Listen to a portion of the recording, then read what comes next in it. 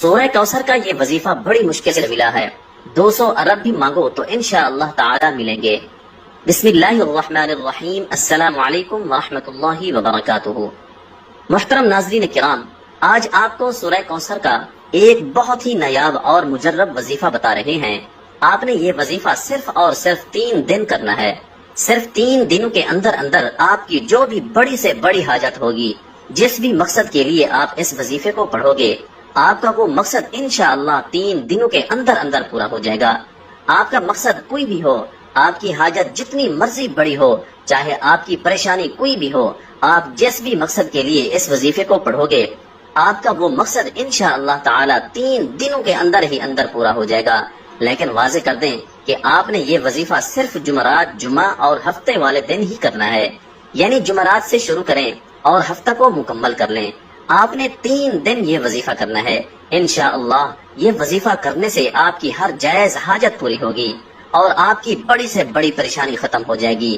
آپ چاہے یہ وظیفہ اپنی خود کی شادی کے لیے کر رہے ہیں یا پھر آپ کی بیٹیوں کی شادی نہیں ہو رہی، اس کے لیے کر رہے ہیں، انشاءاللہ تعالی آپ کو اس میں بھی کامیابی ملے گی۔ اگر آپ بے روزگار ہیں تو آپ اس کے لیے بھی یہ وظیفہ کر سکتے ہیں۔ اگر آپ کے دشمن ہیں اور ان سے چھٹکارا پانے کے لیے بھی آپ یہ وظیفہ کر سکتے ہیں۔ اگر کسی سے محبت کرتے ہیں اور اس سے شادی ہی کرنا چاہتے ہیں اور اس کے دل میں آپ اپنی محبت پیدا کرنا چاہتے ہیں تو اس کے لیے بھی آپ یہ وظیفہ کر سکتے ہیں۔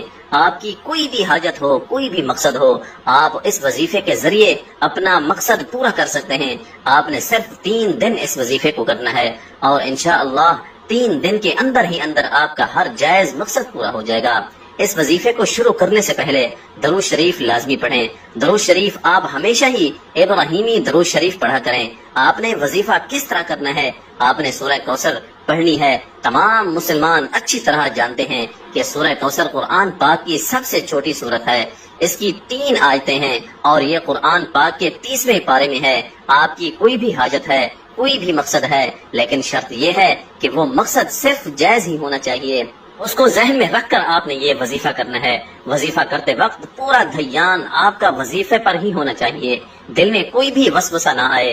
انشاءاللہ اس وظیفے کو کرنے کے بعد آپ کی اللہ سے مانگی ہر دعا قبول ہوگی۔ آج کا وظیفہ خاص طور پر ان تمام بہنوں اور بھائیوں کے لیے ہے جو شدید پریشان ہیں، جو اکثر کہتے ہیں کہ ہم مالی طور پر شدید پریشان ہیں، ہمارے رزق میں رکاوٹیں ہیں، ہمارے رزق میں مسئلے مسائل ہیں، اور کہتے ہیں کہ ہم جس کام میں بھی ہاتھ ڈالتے ہیں ہمیں تو صرف نقصان ہی ہوتا ہے، ہمیں تو ایسا لگتا ہے کہ ہمارا رزق بالکل بند ہو چکا ہے، کوئی راستہ ہمیں سمجھ ہی نہیں آتا، اندھیرے میں ہی ٹامک ٹوئیاں مار رہے ہیں۔ آپ ہی ہمیں بتائیں کہ ہم کیا کریں، ہم ایسا کون سا خاص وظیفہ پڑھیں؟ لیکن اگر کوئی وظیفہ کریں بھی تو ہمارا کیا گیا، کوئی بھی وظیفہ اثر ہی نہیں کرتا۔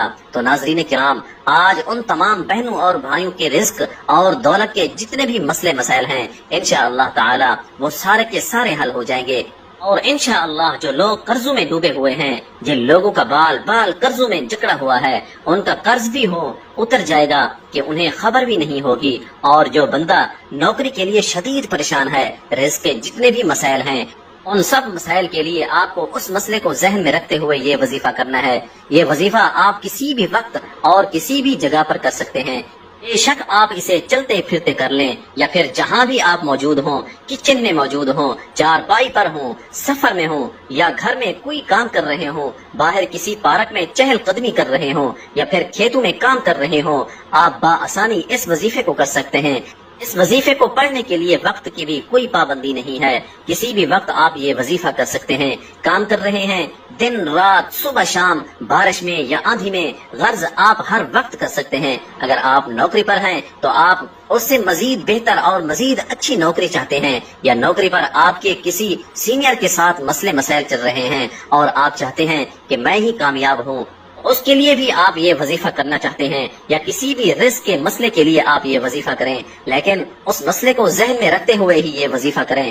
آپ کو اس عمل کو کرنے سے پہلے نیت لازمی رکھنی ہے کہ مجھے فلاں قسم کا کام ہے اور مجھے اتنی رقم مل جائے، انشاءاللہ تعالی اللہ پاک آپ کو اس سے کئی درجہ زیادہ عطا کر دیں گے۔ ناظرین کرام، اس وظیفے کے اتنے فائدے ہیں کہ کسی نے جب بھی یہ وظیفہ کیا اس کے فوائد اس کو اتنے ملے کہ اس نے پھر اپنی زندگی میں کبھی یہ وظیفہ چھوڑا ہی نہیں، اور پھر اس نے آنے والی ساری زندگی مستقل یہ وظیفہ کرنے کی عادت بنا لی، اور اب بھی وہ ان 3 دن لازمی یہ عمل کرتے ہیں۔ جب آپ لوگ سب سے پہلے یہ وظیفہ کرنے لگیں تو کوشش کریں کہ اس وقت بھی باوضو ہو جائیں۔ وضو کرنے کے بعد اگر آپ لوگ گھر میں موجود ہیں تو سکون سے ایک جگہ بیٹھ جائیں۔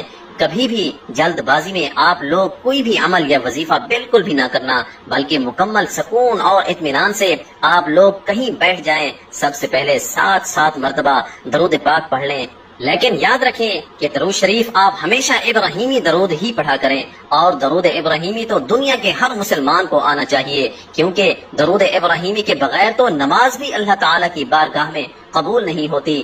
آپ سب ایک مرتبہ میرے ساتھ بھی درود ابراہیمی پڑھ لیں۔ اللہم صلی علی محمد وعلی آل محمد کما صلیت علی ابراہیم وعلی آل ابراہیم